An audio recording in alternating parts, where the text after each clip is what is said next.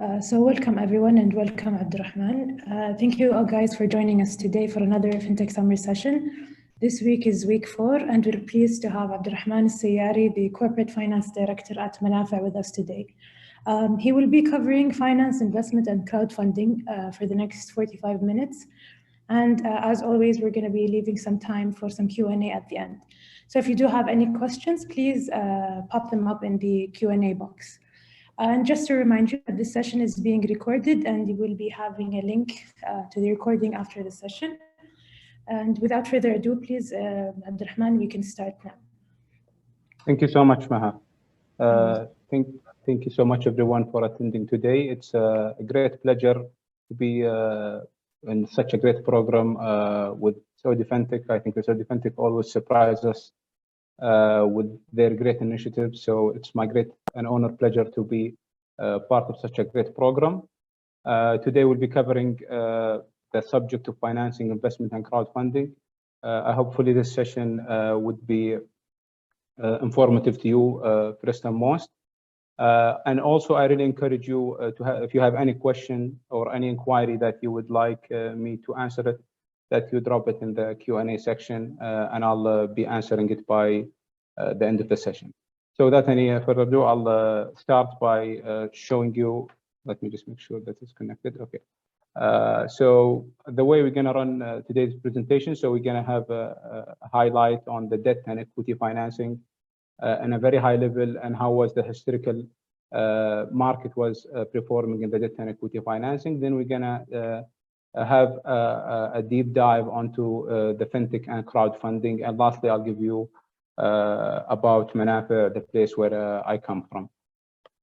Starting with the debt and equity financing, today when we're talking about financing solution for companies, companies today either have the option to have an internal financing, and what we mean by internal financing is that they look into fundraising options within the company itself. This is include usually your day-to-day profit boosting, operation, efficiency, cut cost, etc. And I think this is usually applicable to the cash basis businesses or retail, restaurant, coffee shops, to have self-financing. However, still this is not enough for them because I believe for any business or any company today, in order for them to grow or to scale up, there is no, let's say, other option than the external financing. So when looking into the external financing as a source of finance, this is usually come outside of the business. And what we mean by this, it comes from either loans or investors. And then if it comes from investors, it usually comes in a stock and stock shares, where if it comes from as a loan form, it could be, there is multiple types, but we can think of as a line of credit or anything that is provided from the financial institutes or the bank. Into the external financing, there is usually two parts of it, which is the equity side and the debt side, and we're gonna dig deeper in each part of them. Then later on, we will see how this is really have evolved into the fintech or the financial technologies industry. So what is the debt financing basically? So the debt financing is very simple as that the lender provides the funds to the borrower, and they agree on a certain profit / interest rate over a specific period of time. It is very simple and straightforward. Historically, all the banks and financial institutes have been providing it. And usually the beneficiaries of these are either individuals like us when we go look into mortgage or personal finance, or corporates or companies, SMEs, etc., if they want to grow their business. The way it used to work, still work, today, every one of us, I believe, have a bank account. So you deposit your money in the bank, and basically all the deposited amount this is where the bank usually get to have the source of fund to provide it to the borrowers. Of course, the deposited money is being regulated and overseen by the regulatory, which is in our case here is the Saudi Central Bank. And to ensure security for people deposit.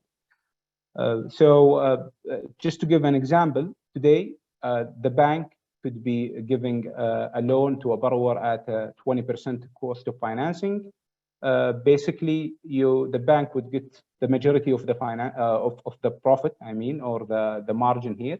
And usually, in the case of especially for the saving accounts, you would get a very minimal return. I think it's very common that we see it even below 30 basis point or 0.3% as an annual return for deposit. This is where the saver like us today, what we get out of keeping our money in the bank. This is the safest, but probably with the least return. Now, within the debt financing, actually, the debt financing occurs when a company, as I said, raise money through selling debt instruments. Most commonly here today, the bank loans or the bonds, or what we know here in the Islamic financing is sukuk. This type of financing often referred to as also financial leverage. As I mentioned earlier, it's a predetermined cost and duration. And there are two types of it. Either the short-term financing, and the short-term financing is provided as again from the banks. Financing institute today. Also, we see the companies within the fintech industry are also taking part of the cake here by providing, for example, the short-term financing. Usually, it's less than a year. That is what we mean by short-term financing. The needs of it, there is multiple needs of it. There is a lot of needs for short-term financing. It depends on the business and the time or the time of the life cycle of the business. Today we have the invoice financing, which is basically receivable financing, talking about letter of credit for all type of use of, we see sometimes people who are looking for purchase orders to be financed. They're getting it from their clients. I think the pain usually is the working capital. Today, people need liquidity to have a stable cash flow. So the short-term financing usually really helps with that. Recently, we've seen a lot of banks and even other fintech companies are providing the point-of-sale financing. What we mean by the point-of-sale financing is basically getting a loan from the bank or from the provider, and they will get repaid instantly by the point of sale. So let's say when you go to a store now, and you have, when you buy through the machine, GD or whatever, the bank will be detecting their money immediately from the point of sale. So this is a very secure way for the lender to give the money to the businesses. So we've seen a lot of demand, especially in the cash basis businesses, restaurants, coffee shops, etc. Trade financing, this is really helpful as well for the traders who are for importing and exporting. Now, the other part of the debt financing is the long-term financing. There is provider is almost the same. However, we see a difference in the debt instruments. So we're talking about issuance of debt instruments, for example, sukuk or bonds in another form. Usually, this is more than a year. The objective of it usually, or the need, is for asset financing. If we're talking about today, if I have a hospital that I want to buy X-ray machine or I want to buy an MRI, usually the cost of acquiring this asset at a very early stage of establishing this hospital would be very expensive. So usually the short-term or the long-term financing in all its form could be better, because eventually this X-ray machine you have in the hospital, down the road, when it starts up and running, it will start generating revenue where you could really pay back your debt, but at a later stage. And it applies in multiple industries. In the education, for building a new building for schools, we see a lot of long-term financing into the industrial market. This is today why also the kingdom is investing heavily on providing that through the SIDF, the Saudi Development Fund, Industry Development Fund, because such industry really live and only can survive with long-term financing. It's also very important to see how is the SME's portion when it comes to the debt market overall. Today, the SME's lending in total of the commercial loan as we talk today, I believe it's around 9%, comparing 9% out of it going to small and medium enterprises out of all loan being given in the kingdom.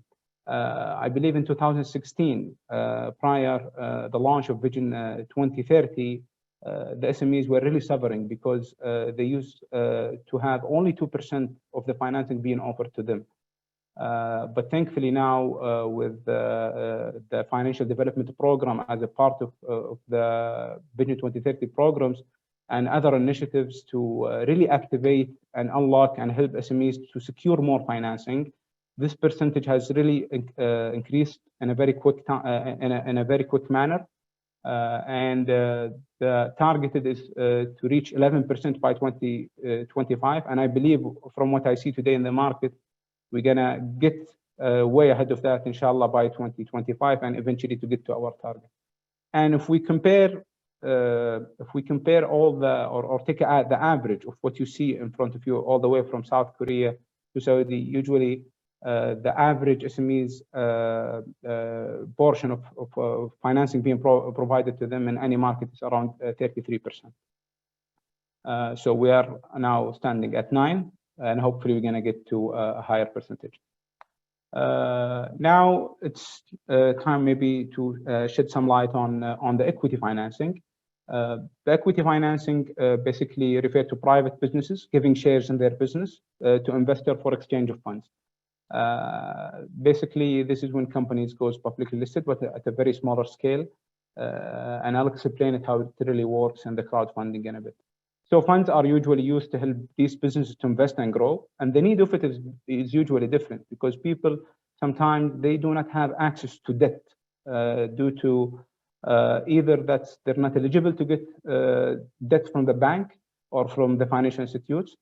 So the only solution sometimes, especially for early stage of any business, is to go with the equity by providing share to investor in exchange of funds. And those investors usually are seeking to exit at some point in the future. And we will highlight how this is really works in my next slide. In the past, investors who usually get access to this type of investment used to be either high net individuals, high net worth individuals, or corporates and investment funds.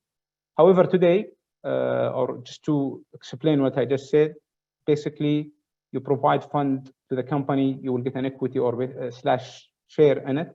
And as the way it's been existing, it usually, as I mentioned, it's high net worth people, corporates, and investment funds.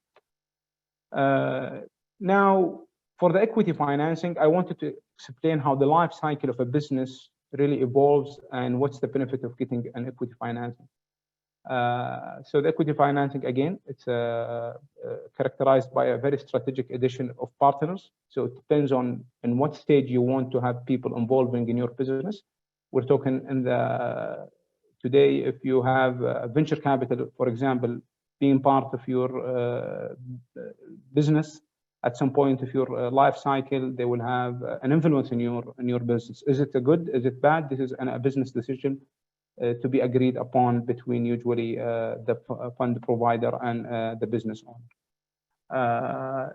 You know, just to explain, or as I mentioned earlier, it's very important to notice that the advantage of equity financing is that it's not refundable on the short term. Usually, investors who get into the equity are investors who seek gain more into profit for the future. So they're not a short-term investors usually. So if we look into the cash flow of any business or the life cycle, comparing to the cash flow all the way versus time, the business usually start with an idea. It comes from the founder themselves, and usually they seek funds either from their friends, relative, or a very close circle to them. And as this business idea really evolve and let's say it really gets some attention, usually they seek angel investors. Basically, angel investors are those individuals. They're not an institutor. So there is a lot of angel investors who are willing to invest in a very early stage companies.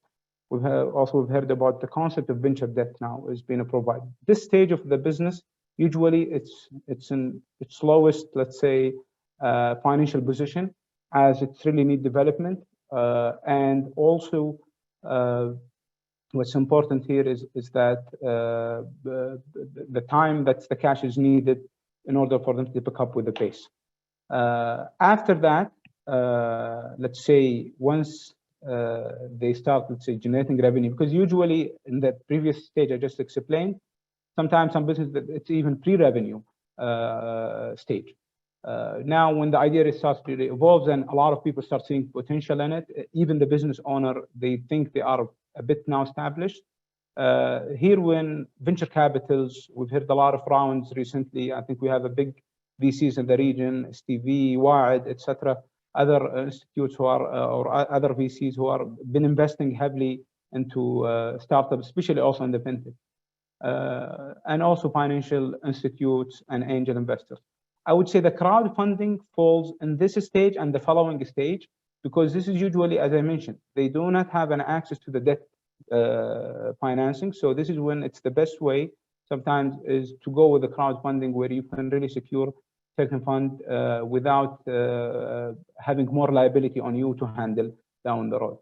So as the business grow, usually it could be an exit strategy for the crowd who invested at an earlier stage, if it's get acquired or anything like that. But eventually, these businesses, or I think any startup company or any business today, their ultimate goal is to have their company publicly listed. And I think also this is the main benefit for the crowds today. If you really invest for a company and you wait for multiple years and down the road, if it comes publicly listed, I think it would be a great time for exit strategy. So this is just a very, very high level. It's different from maybe also country to country because the investment appetite is different. It could be also different from business to business, but this is generally speaking how it really works. I think we've explained a very high level on how financing work, either on debt or equity. Now I want to go and talk about our main subject today, which is the fintech and the crowdfunding. So just for the people who are not maybe familiar with the fintech concept, so basically it's applying technologies in financial sectors in a very innovative way. Banks, the bank account service has been available for decades, I believe, but the financial technology has brought this innovative technologies and user interface to a pace where the consumer really likes it and really enjoys it and makes also our life more efficient, more simple. And there is other use of technology that help to develop from the financial services. And we're going to talk a lot about example down on the presentation. Sorry. Okay. For the fintech industry, it includes many areas. It's either these are the 7 major segments within the fintech industry. It's either payment and exchange, lending and financing, business tools, private fundraising, personal finance, banking and banking infrastructure. We've seen or maybe heard about the open banking recently, which I think I'm going to talk about later, but it's very, very interesting aspect within the fintech, the capital markets as well. And also a large part of the financial technology investment operation in the kingdom are concentrated in the crowdfunding. So today we're talking about the crowdfunding is around, and debt and equity represent 28% of all financial technologies activities in the kingdom. As per the new report for 2021 launched by Saudi Fintech, the number of fintech companies in Saudi now has reached 82. I believe last year it was 60. The year before it was way less than that. And you can just see how the base of fintech is growing, and I'm sure there will be a lot more to come, inshallah, with all the enablers that the kingdom is providing to its ecosystem. Just to also refer to what I just explained on the fintech areas, we're seeing that 33% of the payment of the fintech industry focused on the payment and currency exchange. Then after that, 19% comes for lending and financing, and the remaining. Now, what's crowdfunding? The crowdfunding basically is a form of investment that carried through an authorized online platform, where basically the financing opportunities for companies are presented to a group of investors, which are the crowd, for a specified period of time. And whether the investor here subscribe the company or purchase share in it, if it's in an equity form, or also they can have the other option that we discussed, which is they can finance the company through a debt form through the platform. And we will have an example in a bit to explain how this really works. As per recent studies that the expected growth, global growth for the crowdfunding in both form, debt and equity, is expected to be at a CAGR of around 17%. The market growth globally from now until 2026 is expected to grow by $240 billion USD. The last number here, I tried my best to get, I'm sure it's way higher than that, but I'm conservative by showing it's 1.5 billion SAR, the size of crowdfunding in KSA. And again, in both form, debt and equity. But I couldn't get a very specific source that applies it. But I'm sure the market has exceeded 1.5 billion coming from crowdfunding today in a very short time again. Also, it's very important to mention today that there are multiple types of crowdfunding. Actually, it's not what we usually hear about. Today, the crowdfunding concept, as a concept, it could be reward crowdfunding. What is reward crowdfunding? It's where individuals usually donate for a project or business with expectation of not receiving a financial reward. This is usually, they will get a return in goods or service or at a very later stage. And it's usually different, and it's a smaller, very smaller scale. It depends on the idea. And a very, very famous example of that is Kickstarter. It's a website that is very well known for reward crowdfunding. And a lot of great ideas have came from that website or that Fintech company as providing a reward crowdfunding. The other type of crowdfunding, also known, is the donation. I think it's very straightforward. Individuals donate small amounts to meet specific goal for large funding, usually for charity or helping or type of donations. I think we have a very, very great example here in Saudi, Manafa Ihsan or Ihsan platform. You've seen maybe how people now, anyone can go and raise certain fund as a type of donation to be dedicated for specific purposes. As per the most recent information I found is that globally, 5.5 billion US dollar are the amount of funds that collected within the donation crowdfunding globally. Now, this is what we will speak about mainly today, which is the equity crowdfunding. Again, the equity crowdfunding says of stack in business to a number of investors who are the crowd in return for a share in the company. Again, example of that, today Manafa provide this. There is another example globally, which is Seed Invest.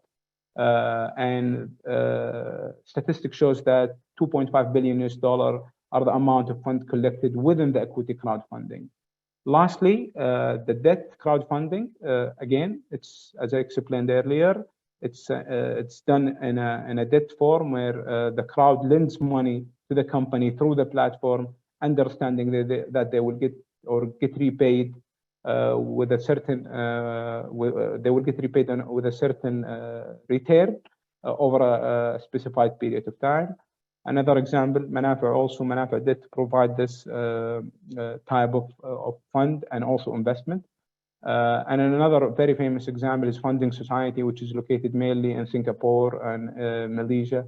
And the overall amount of fund collected within the debt crowdfunding has exceeded 25 billion US dollars.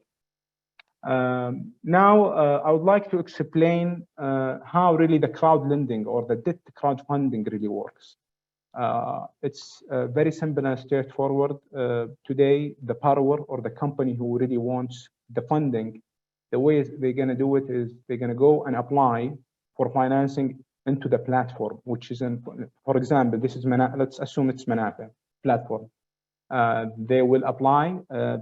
What makes a difference today is that the application process is very quick and easy. Today, the company within less than 5 minutes, they can complete their profile and have a financing request up and running. And what makes it really quick is that today the fintech companies or the crowdfunding platform is very well established from technical perspective. What I mean by that, they are integrated with certain APIs to provide data for the customer. For example, if the customer just put his commercial registration number, we will pull all his data, of course, with his permission, and have a quick and easier onboarding process for him.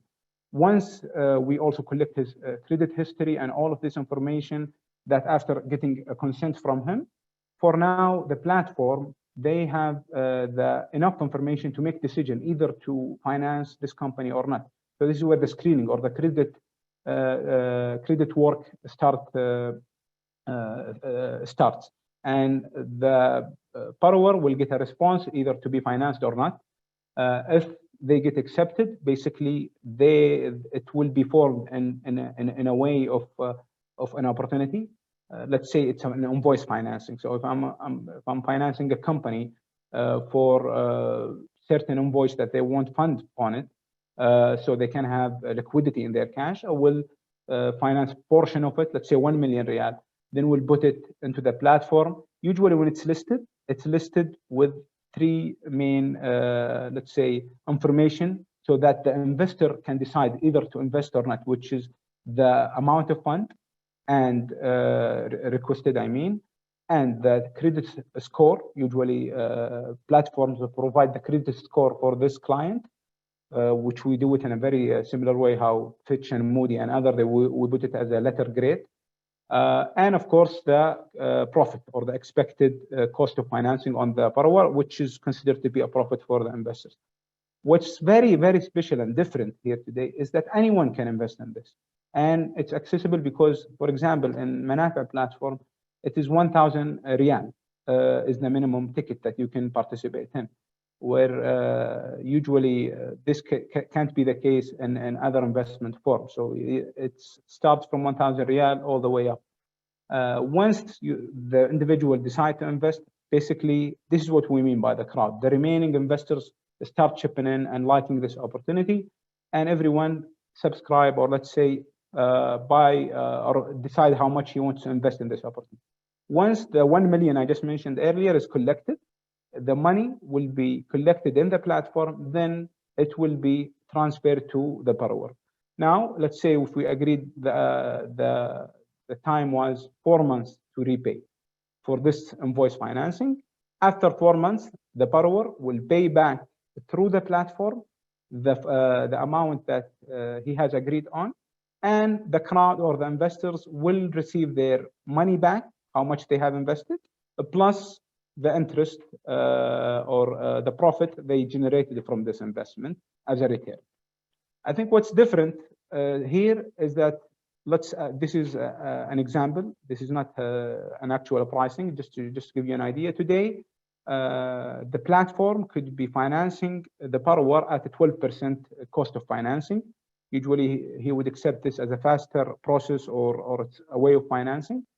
Then the platform, once collecting the money, once the money is repaid, will get a very minimal margin, which, let's say, for example, again, it's a 1% margin. Then the remaining 11% would go back to the investor. So they receive a higher return comparing to, maybe you saw in my earlier example, if you have just money deposited in the bank, usually, even though it's a safer investment or safer way of keeping your money, here you would get a higher return.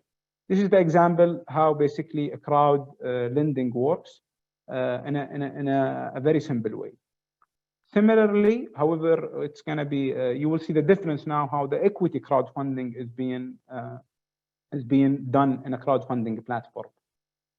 Similarly, the company basically will apply. There is a lot of the work is being, again, automated and being pulled by data from the data provider.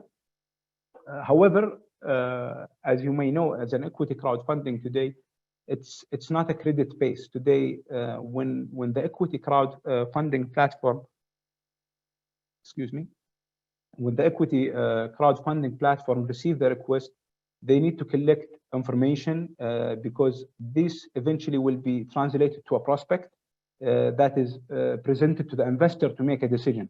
So it is a disclosure based, and this has to be what I'm trying to say here is that the process of financing here, it takes a while comparing to the earlier example. I forgot to mention that all the cycle I showed you on the debt or the crowd lending, it takes maximum 2 days from onboarding all the way to financing.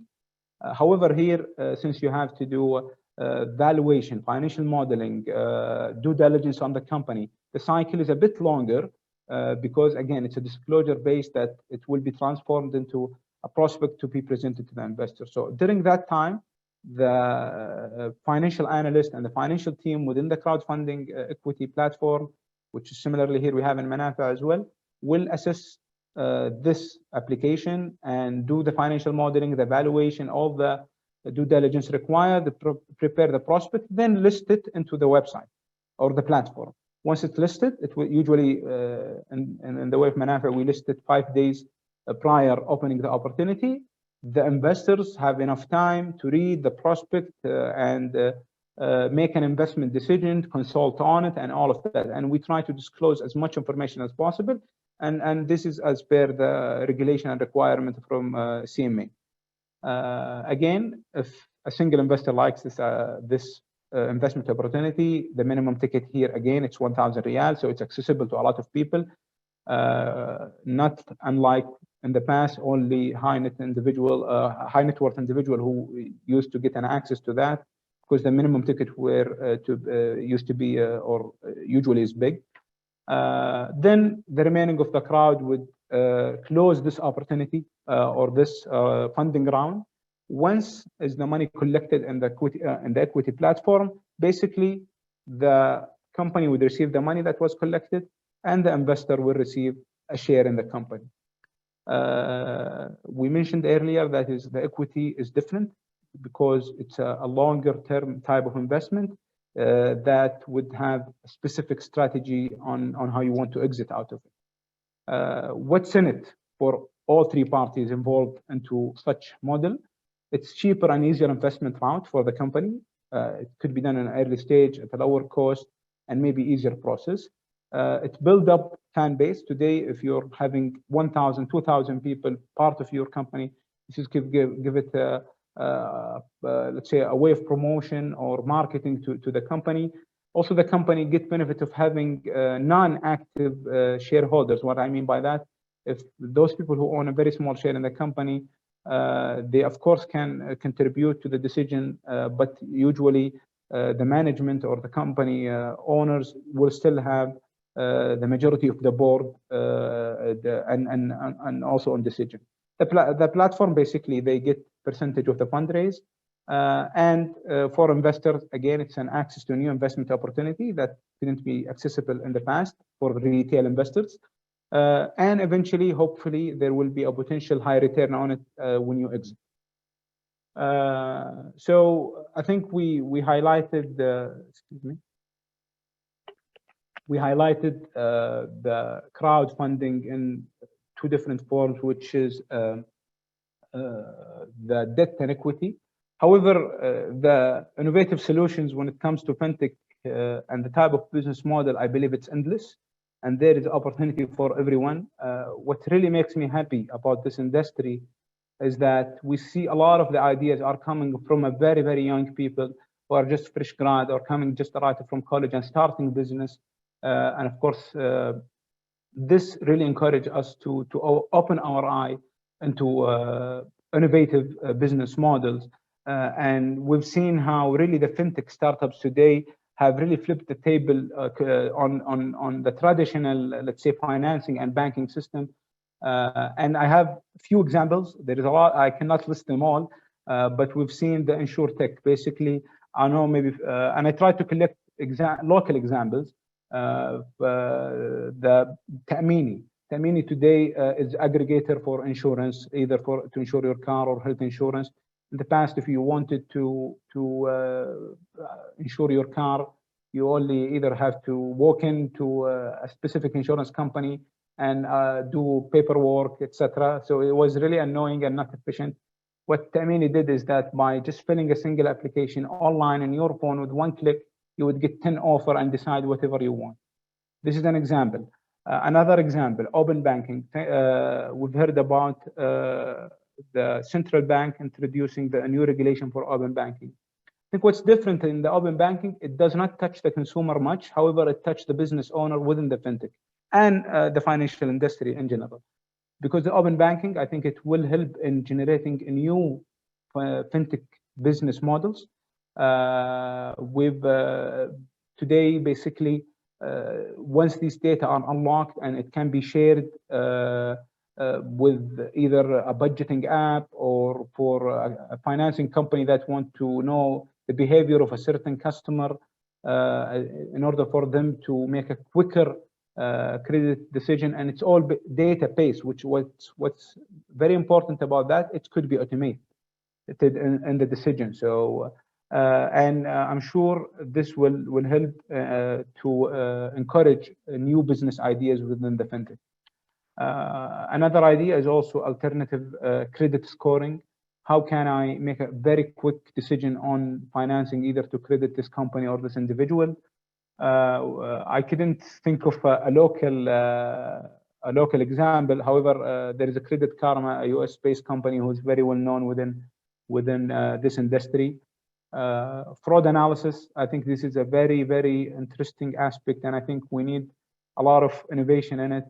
We've seen the precautionary measures that have been taken by the central bank recently due to frauds happening. We see a lot of people getting spam or people trying to get their financial information or their OTP. And also not only on that, as well as into the AML or anti-money laundering solution. So we have Muzen, for example, is one of the companies who provides data or solutions, for example, sanction list or AML, etc. This is a very familiar, and I believe a lot of people have been using it, especially in the e-commerce.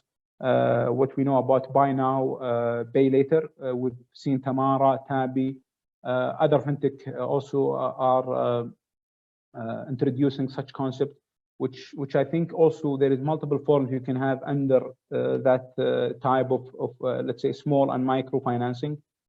The concept of robo-advisory, it's a very, very interesting. We've heard about Abian, which is a new company that was licensed by the CMA recently, where the concept of robo-advisory basically is that you within this application, you answer specific questionnaire, then you decide.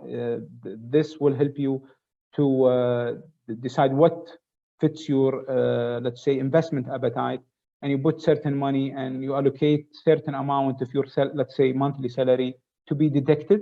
And this basically, this app or this robo will do investment in your behalf at a specified portfolio. Part of it could be real estate, part of it could be stock, part of it could be sukuk or bonds. This is a very long and easy way to do investment. People not familiar with how should I invest or all of that, could be a solution for them. We have saving and budgeting apps. I know some people like to keep track of their budgeting and saving through Excel sheet. But today, thankfully, there is like Daraham and other apps will help you to do that. This idea also helps when the open banking is supporting by when a user can give permission to such app to pull up their data from the bank so they can analyze their spending, their budgeting, etc. Lastly, and I think this is a very famous example, which is the digital wallets or digital banks. We have seen STC Pay, YourPay, and other, and how it really made difference in terms of doing transactions, and it's just a very quick and an easy way to use your, let's say, or do transactions as you wish. Lastly, we'll just highlight about Manafa. What is Manafa? Manafa is a fintech company, again, as I mentioned, that provides both equity and debt crowdfunding. These services on the platform basically to connect the fund seeker or the borrower with the investors. Manafa also is authorized by the Capital Market Authority as well as the Saudi Central Bank. Manafa is the largest online marketplace connecting the fund seekers with investors. We have facilitated over 300 million riyal in equity and debt in a very short period of time. When we started initially with only equity back in 2018. Then Manafa started another business stream or another company that is focused on debt in 2020. We've been operating in such industry since then. As I mentioned, what we do, we provide to the fund seeker basically funds. It's an affordable funding. It's very transparent, quick, fast, and efficient. This is when, if you look at it from a company or a fund seeker, if you look into it from an investment or from investor side, it's an access to a new asset class. It's a attractive risk-adjusted return. And there is a transparency, user-friendly platform. This is our what we provide to the investors. Today, just Manafa in numbers, we have more than 100,000 investors registered on our platform. We have financed over 300 million riyal in all type of debt and equity. I mean, the total valuations of listed companies and equity platform exceeded 500 million SAR. The number of opportunities listed have already exceeded 250 investment opportunities or listed opportunity. Thankfully, all the opportunities that were listed in Manafa were closed with 100% coverage on our listing. And also for the companies, we have applicants of more than 2,000 companies requesting financing from our platform. Lastly, I think this is very important that Manafa is very well connected due to its partners. Today, I believe what the kingdom has offered as an digital infrastructure, it really helped not only Manafa, also it helped all fintech companies and new business ideas to evolve. Today, everyone can register and get authenticated from their EBSHIR, for example, which is introduced by the Ministry of Interior. Today, the Ministry of Commerce provide companies' data, national address. All these information are very important. Today, we get the credit history from our partners in SIMA and Bayan.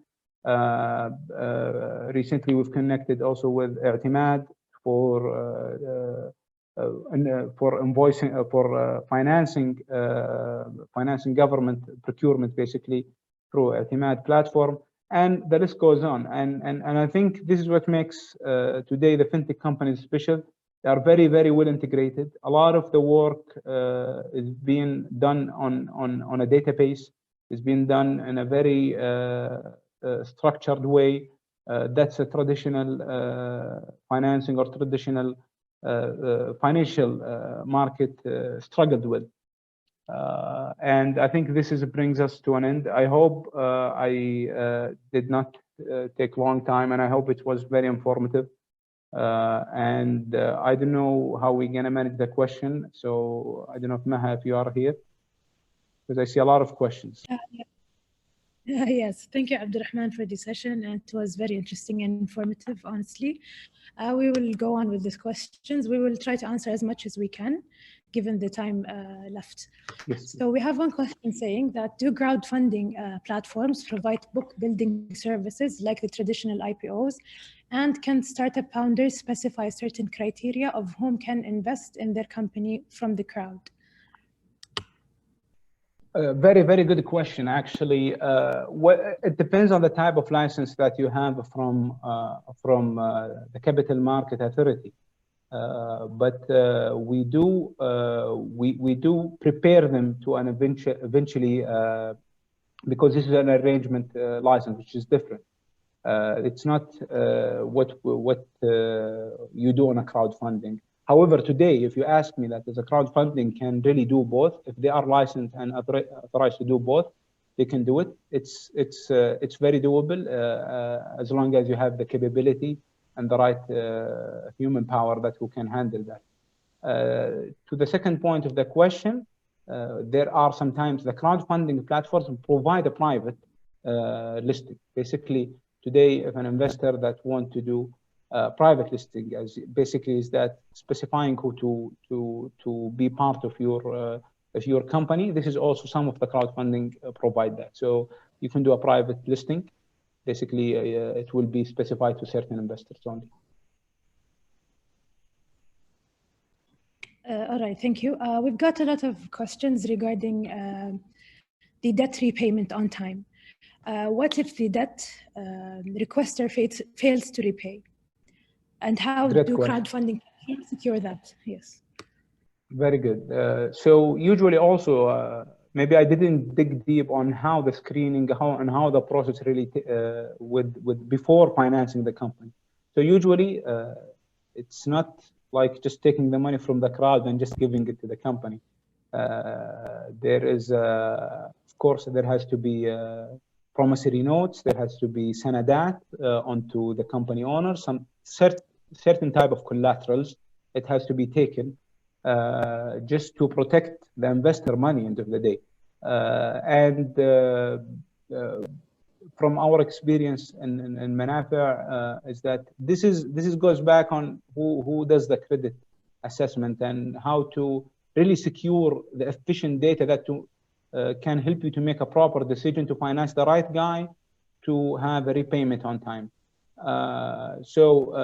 There is a chance that this company would default. If it defaults, there is a certain procedure. So the liability here on collecting the money is still on the platform to handle it. However, it's a probability that could happen. But what we've seen from our experience, it doesn't happen that much. Great, thank you. Another question would be, what are the reasons that makes companies go for equity crowdfunding rather than getting traditional funds from banks, VCs, or funding companies? Good. If you remember the point when I tried to explain the cycle of how the business goes, so it's usually 100% a business decision. And sometimes there is limitation to your decision. What I mean by this, today, if I'm a small company and I do not have a strong financial positioning, and I really need money to grow, if I go to the bank or I go to the debt provider, they will not finance me because my financial positioning. Let's say if you're on a net loss, or if some of them are even pre-revenue, they're not selling it. They have the idea, it's still evolving. So all this time, it's sometimes you have no choice. Basically, you have no choice either to go equity or never grow. This is when some people are willing to go to investors or do an equity type of funding in order for them to secure fund to help them grow. So again, it's a business decision, and it depends on your strategy and how you want to grow your business. Some people are willing to grow on a very low base and not scale up and just have self-financing until or get a very minimal funding from the banks or the loan provider. But some other decide, no, I want to grow my business very quick. Maybe equity is the way I can collect money and scale up. So if you scale up, basically, you will make out for it.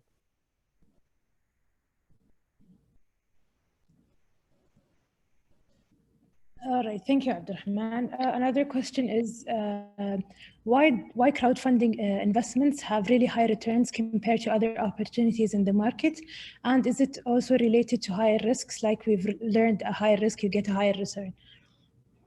Just I forgot, what was the, could you say it one more time? Just the beginning of the question. Yeah. Why does crowdfunding platforms and investments have really high returns compared to other opportunities in the market? Okay. Again, I think he summed it up by saying higher risk, higher return. And again, it's a portfolio decision. Today, as an investor, you don't want to put all your money in a crowdfunding platform, or you put them all on the stock market. So it's an investment decision. And the reason why, for example, a crowdfunding platform would get me a higher return comparing to a safer investment would give me, because the company that I'm financing here today, it could be a very small company that the bank is not interested in financing. However, from crowdfunding, from crowdfunding platform perspective, I see potential in this company. Sometimes it's not wrong with the financial positioning of it. Sometimes it's the size of the company, because we provide, for example, in the debt, sometimes we provide 100,000 riyal or 200,000 riyal as a financing. So this, of course, it comes with a risk. However, it should come with a higher return as well. Okay. One other question would be, do these crowdfunding platforms assess the creditworthiness of the companies before listing them? And how do these crowdfunding platforms deal with the probability of default? Very great question. Again, this is, I think, the most important thing. And I would assure you that the majority of the crowdfunding, and it should be all of them, are very, very keen not to finance anyone. And they really want to secure a good client who would repay on time, because this is first and most impacts the credibility of the platform itself. The way it's done, at least from Manafa perspective, is that, as I mentioned to you earlier, we're very well integrated with the data provider. So we have developed in-house our credit scoring model. This credit scoring model reads from more than 500 data points. This includes the general information about the company, the size of the company, the capital, the compliance, the type of business they're doing, all this as a general information of the company. This is one aspect with multiple data. Then we look into the financial information of these companies. This the financial, we get it from Qawa'im. Qawa'im is the central place where all financial information. So the auditor, basically, for any company they have, once they audit a company, they have to list this Qawa'im into Qawa'im platform. So we're integrated with them. So we pull up the data and put it in our model. We pull up the credit history of the owner of the company and the management of the company. We put it in consideration as part of the data points. We look into the credit history of the company itself, the number of loans they have got, any defaults, any delays, what's the historical, even the number of inquiries they are having as part of our credit assessment. And finally, for example, if I'm doing invoice financing, who are the receiver of this of this invoice? Sorry. So all these are gathered information. Once it is being plugged into the model, it will give a scoring rate to the client, and on top of that, it gets represented to a credit committee. This credit committee makes the final decision either to finance this company or not. So all this process is being heavily automated. The only human interaction of it is the credit committee, because still there are some part I believe the system cannot catch. And this when we make the final decision to finance them or not. So there is a lot of heavy work and very important work is being done on the credit level. And this is my perspective on it. All right, thank you, Abdulrehman. Another question would be, how can investors profit from the equity crowdfunding, and how will they eventually exit from the company they invested in? So for the equity crowdfunding, some of the companies who were listed in the equity platform, the simplest way, they can get dividends, for example. Because basically they own share of the company, and so they should be eligible for dividends in the case that the company is giving dividends. This is the first maybe return. It could be. This is probably not the highest. However, again, as I mentioned, this is where the investment decision should be made and thought well. Today, you get a company that is with the full, as I mentioned, the prospect, so you will have a lot of information to make an investment decision. Then eventually, those company owners, they want either to grow and exit out of the business by either getting acquired or going public. So these are two maybe examples. It could be more, but these are two examples where maybe you can exit. Another concept I forgot to mention is that also it's not being approved yet by the CMA yet, but there should be also a secondary market. What I mean by secondary market today into the crowdfunding platform, let's say you own share of this company, you can really trade it in the secondary market for selling price that you wish to have or something like that. However, this is not being activated yet. However, I know it is part of the plan for the regulator to be introduced, inshallah, soon. So the secondary market is a very another, let's say, this is maybe a shorter term exit strategy for equity investors. So inshallah, once this is being introduced, of course, Manafa and others will provide the secondary market as well. All right, going into the last two questions. Are the financials of investment opportunity disclosed? And if not, are the crowdfunding firms liable for their valuation or credit worthiness process?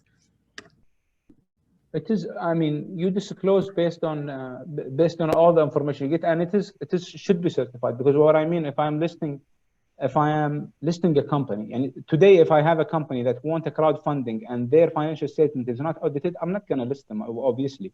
So all the financial information has been audited, and also here is the difference today.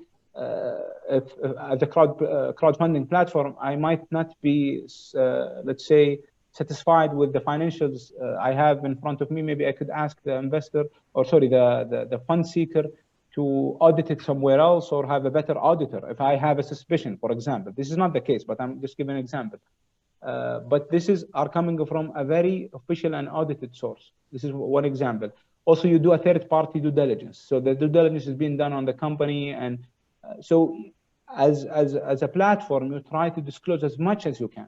And I encourage you to check our platform on some of the opportunities that are going to be listed, inshallah, next Sunday, just to have an idea if you want to look into how the level of information are being disclosed. Even the forecast, the number of a branch, for example, all the way to even how many comments they have on, rating in their Google, let's say if they're a restaurant or anything. So we try to disclose as much information as we can, so we give all what's needed for the investor to make the decision. This is again why it takes a very long time to prepare such an investment round, or funding round. All right, and the last question we have today is, in the current regulation for crowdfunding platforms, what's the timeline for companies to get access to the cash they raised? Could you say that one more time? In the current regulations, no problem. In the current regulations for crowdfunding platforms, what is the timeline for companies to get access to the cash they raised? I think for us, if we're talking debt, once the money is collected, it will be transferred immediately to the client, as well as the equity. So basically, they have immediate access to the fund. Once it's closed, usually there is a minimum amount and maximum amount agreed upon for closing the round. But once it's closed, it will be immediately provided to the owner. But of course, usually in the equity, sometimes it takes longer, because if there is any, let's say, sometimes legal work needs to be done. But usually it should be done prior the listing, so that once the money is collected, it should be given to the fund seeker. All right, thank you for joining us, Abdulrehman, and for answering all of these questions and for the informative session. And thank you everyone who have attended. Just a quick reminder that the recordings will be shared through the Telegram group, so make sure to subscribe. Lastly, we look forward to seeing you all next week, and thank you. Have a good evening. Thank you, everyone. Thanks, Ma. Have a great day. You too. Bye.